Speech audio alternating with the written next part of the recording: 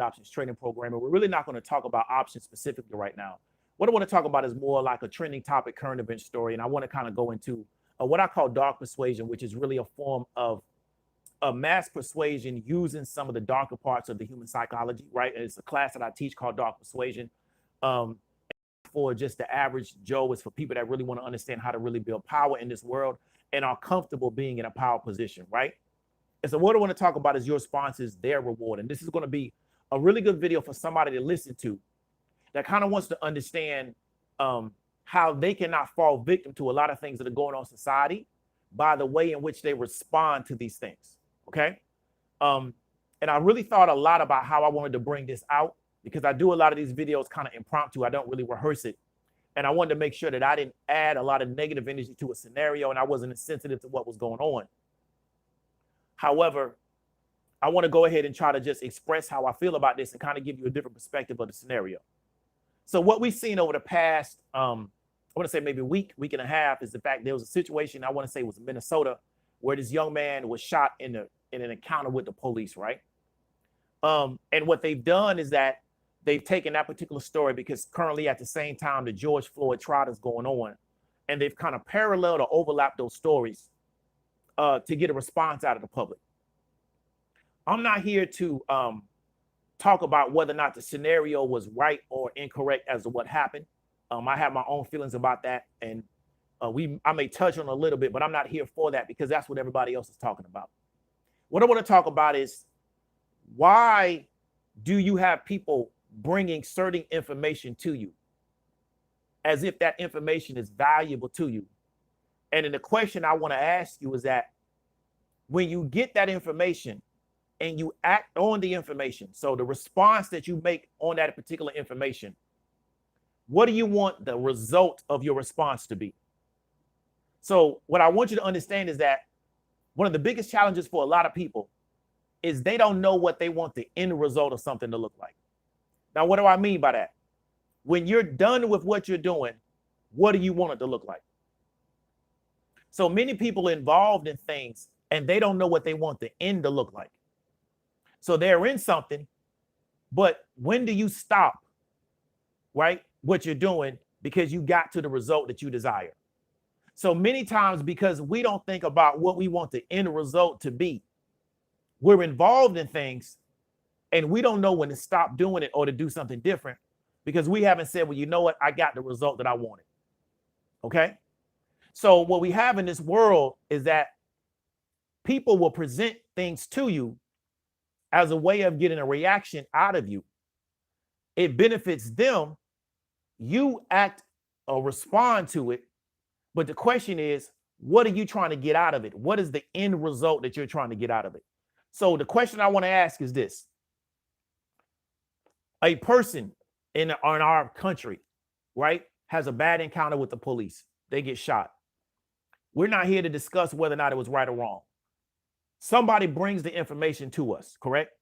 They present this information that this happened wherever it happened at. They're presenting that to us because, one, they believe that information is important to us. So we're going to get a little bit into marketing. They're presenting the information to us because they believe the information is important to us. So why do they believe the information is important to us? Because we give them the response that they desire, right? So we give them the response that they desire. So as long as we continue to give them the response that they desire, which some people just want attention. So some people say, well, you know what, this and this happened. Let me put this on my YouTube page because I know people will give me YouTube attention. Other people say, well, you know what, this and this happened. Let me put this on my Facebook page because I know people give me Facebook attention. The networks may put it on the networks because what? It'll get eyeballs on the network. So then the question is, the reason why they're presenting this information to you is because you're getting them what they desire from their action, which is what I want the attention in that particular scenario, right? The question is, what do you want from this scenario? What do you want the end to look like?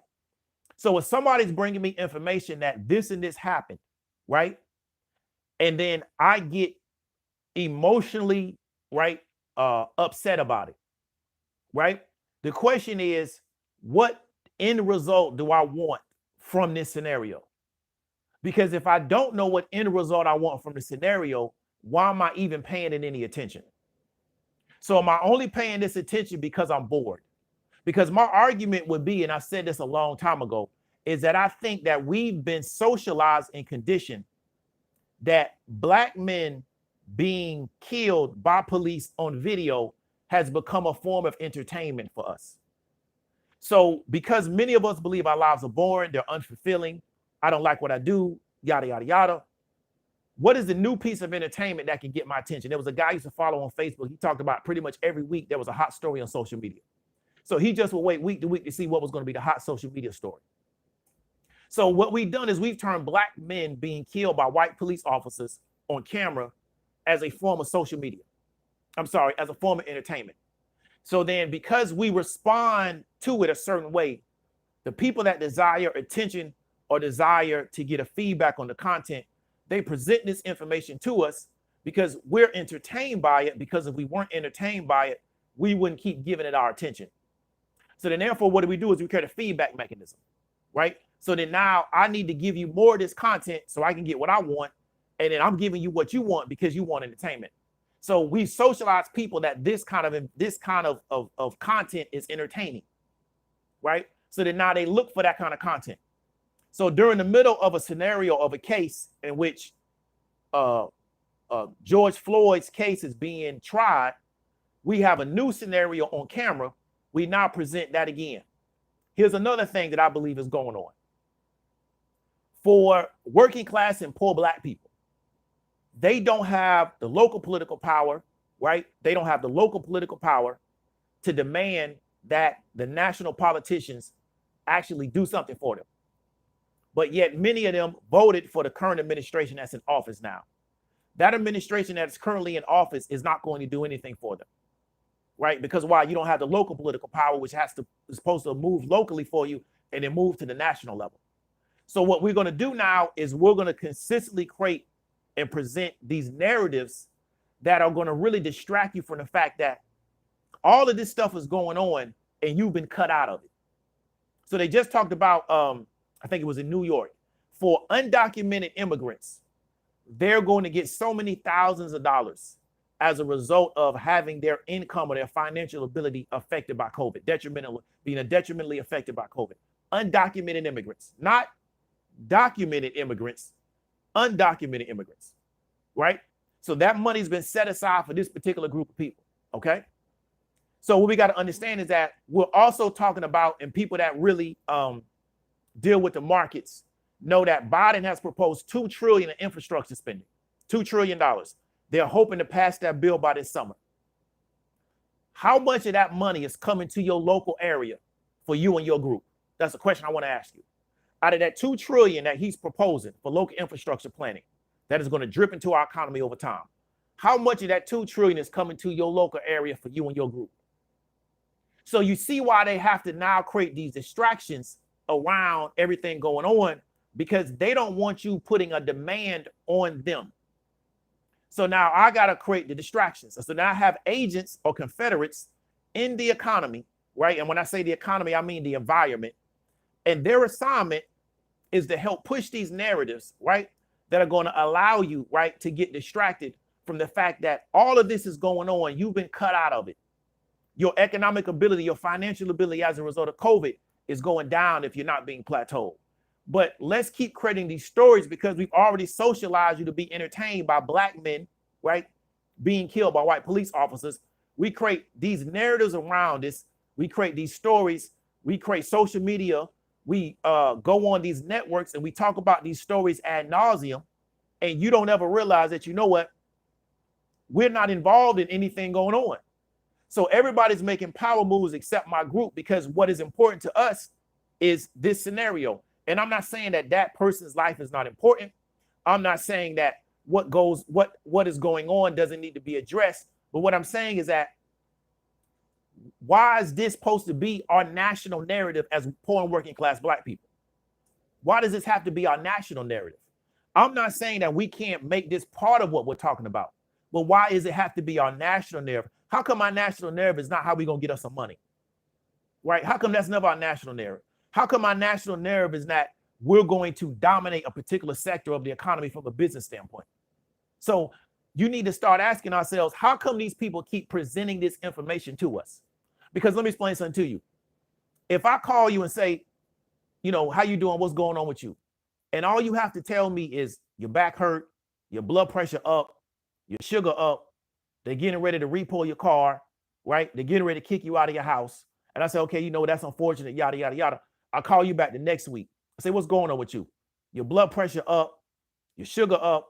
They're getting ready to repo your car. They're getting ready to put you out of your house. My question is, how come you only got negative news to tell me? How come these people only bring us negativity? They don't have anything positive to talk about, and they're very specific about the negativity that they bring. So we got to understand that situation happened, right? We live in a country that is massive from a geographical standpoint. A lot of things happen the same day that happened. A brother I know from Inglewood, right, from Queens, talked about when Tupac got shot, right, in LA, not LA, in Vegas. A lot of people got shot that same day he got shot. But because it was Tupac, we made it more important. But a lot of people got shot involved in gang activity the day Tupac got shot. So we got to understand is that why is this specific story the story that we are going to get so emotionally charged around, as if other people didn't get hurt the same day this person got hurt, right? So I guarantee you, because we understand data and we understand statistics, and it's not to diminish what happened to that young man, but I guarantee you that same day a woman got raped. We're not talking about that story. That same day a young girl got sexually molested, but we're not talking about that story. So it's really interesting is that because they figured out that conditioning us to respond to this particular story has worked so well for them, right? Has worked so well for them. Because they figured that out, what they do is they only feed us that information. And they don't feed us anything else. Why? Because we don't respond to anything else.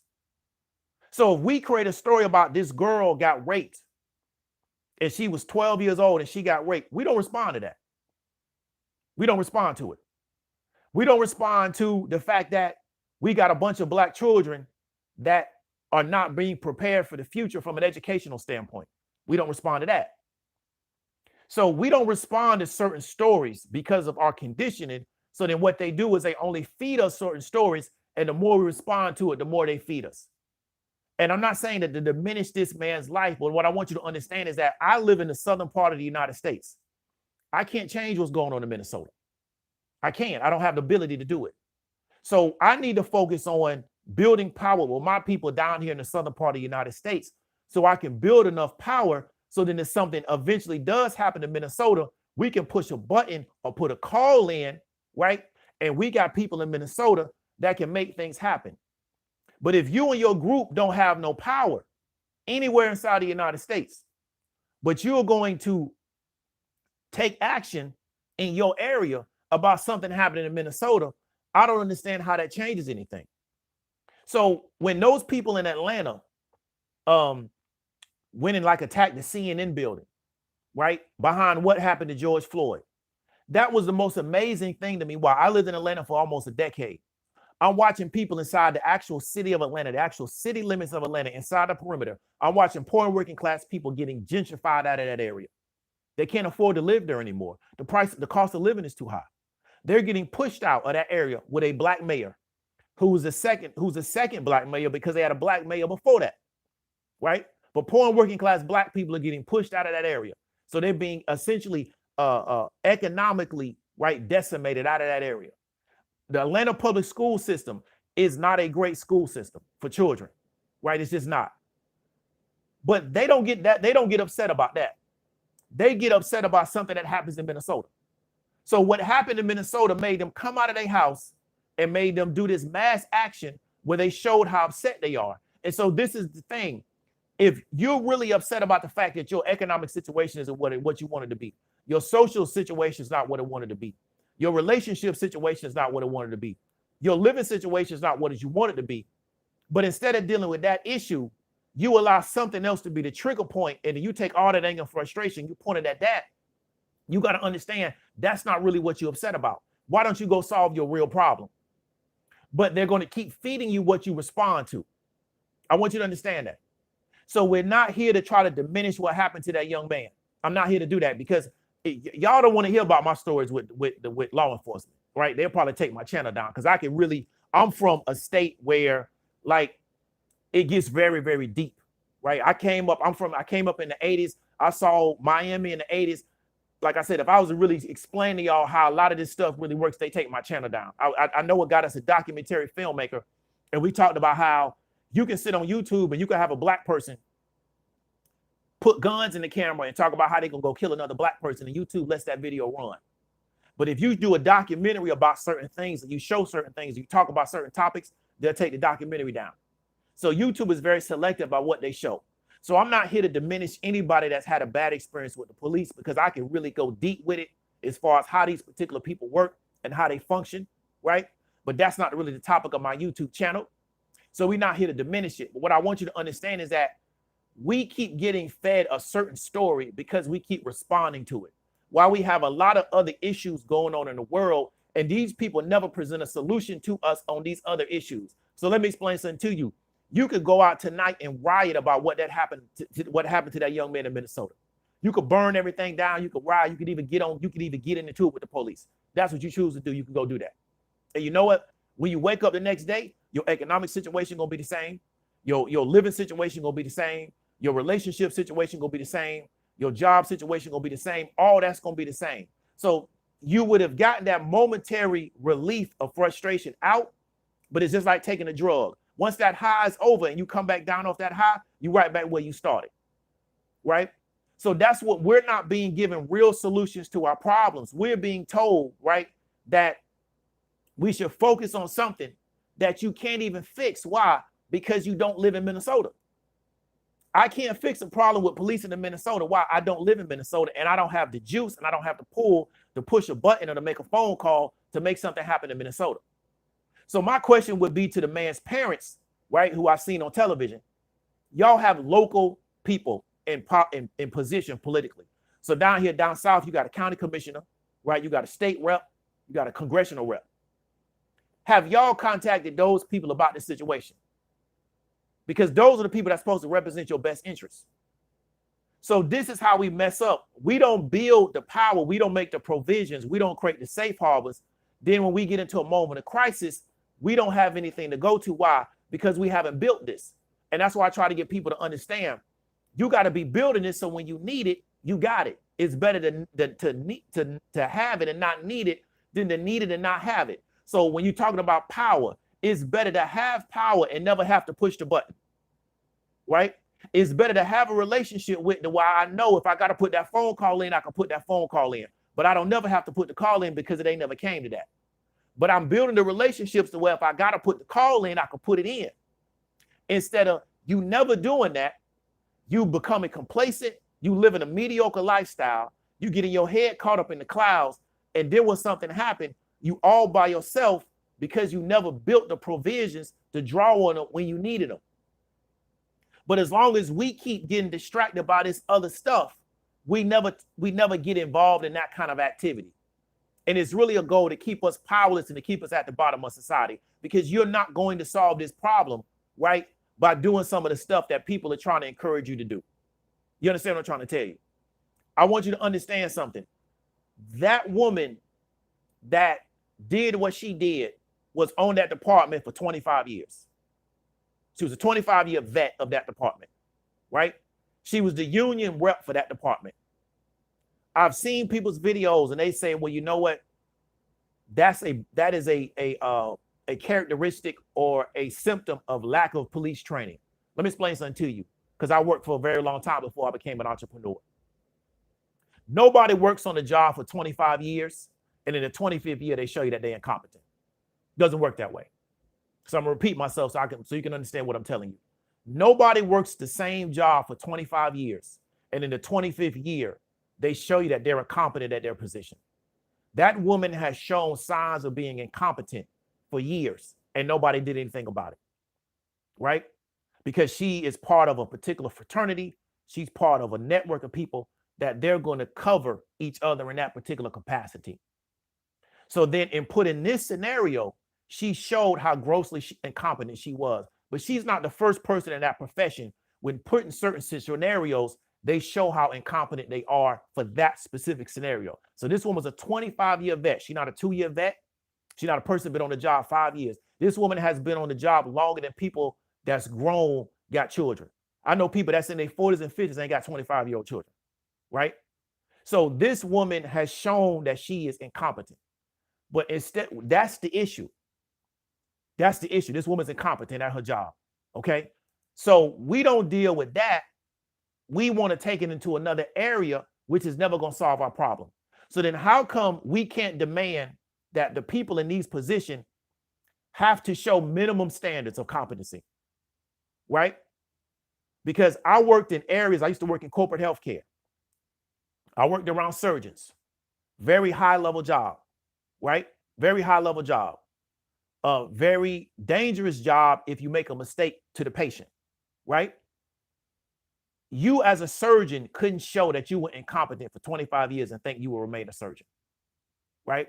One, you probably would get sued to death and they get you out of there, right? Because you'd be a liability to the hospital, right? Or you lose your license, or these other things would take place.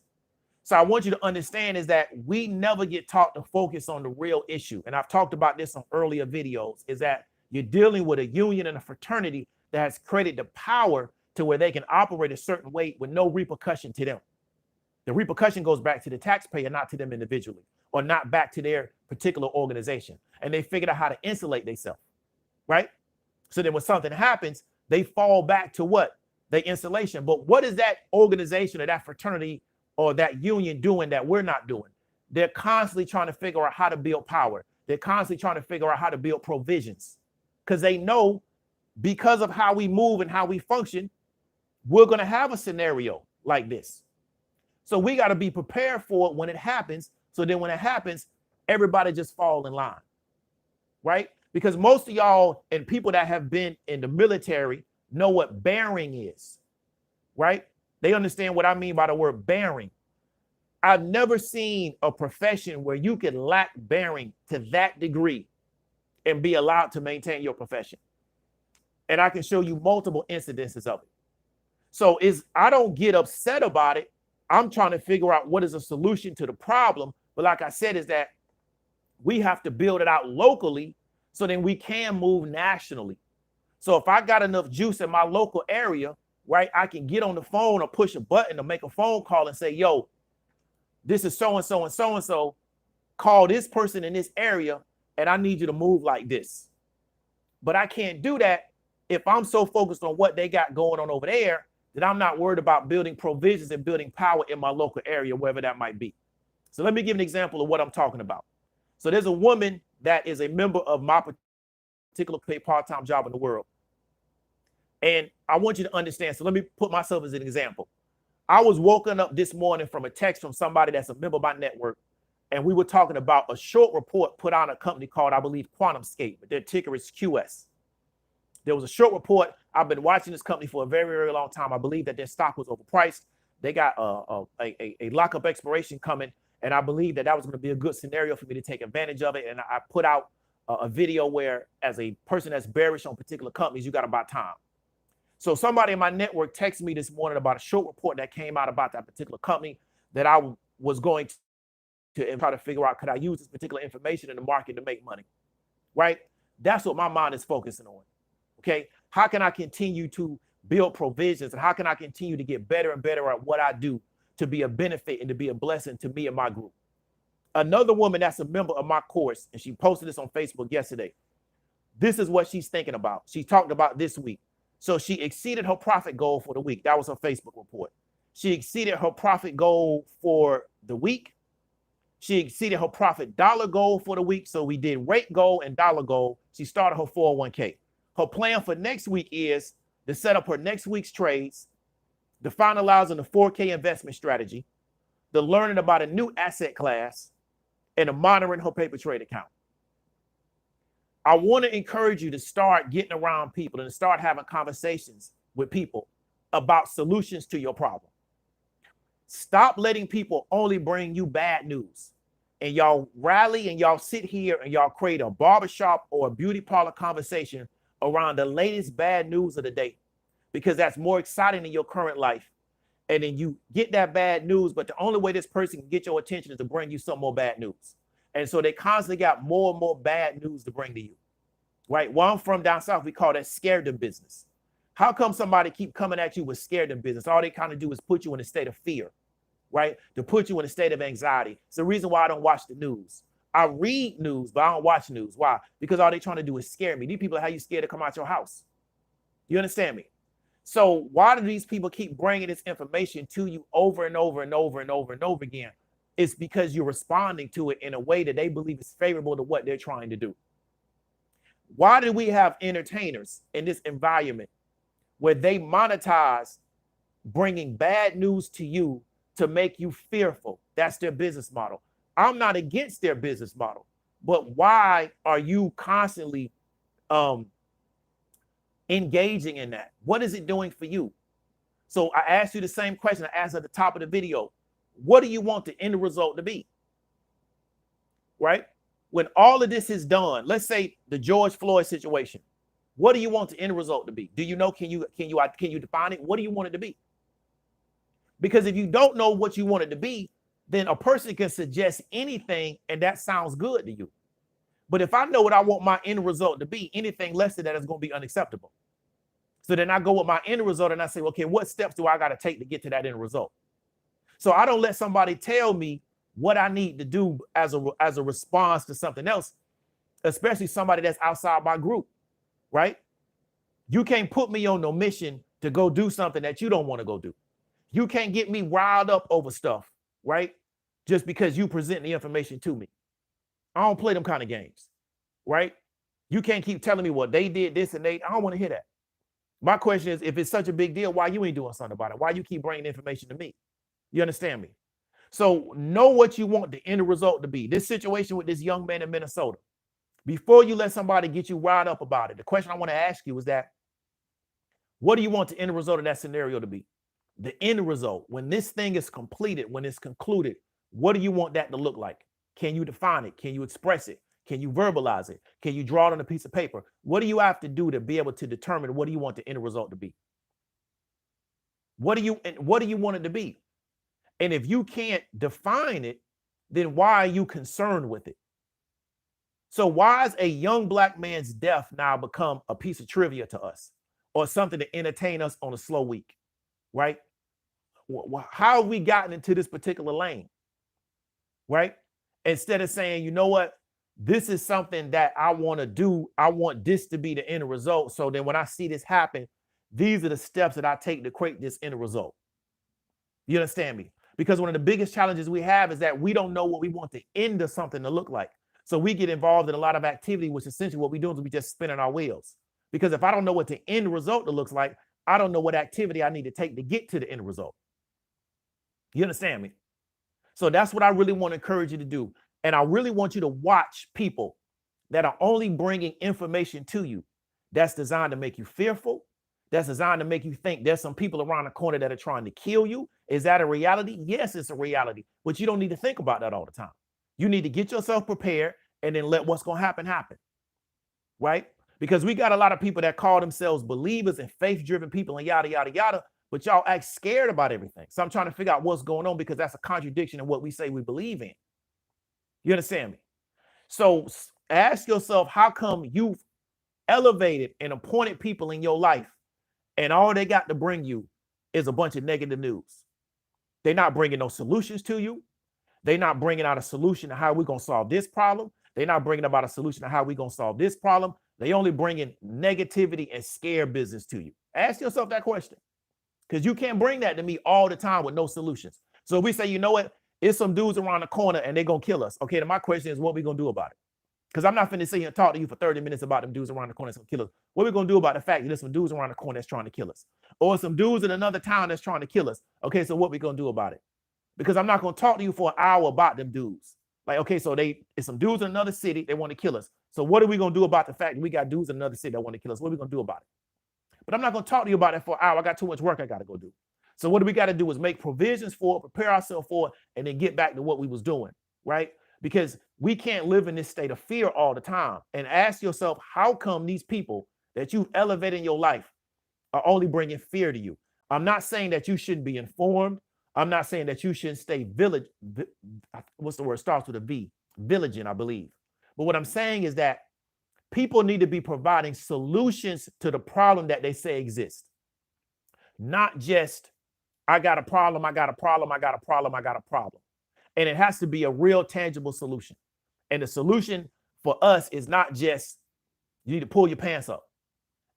It has to be an actual solution that we can work towards, right? Because people come at us with those type, well, you just pull your pants up, everything will work out.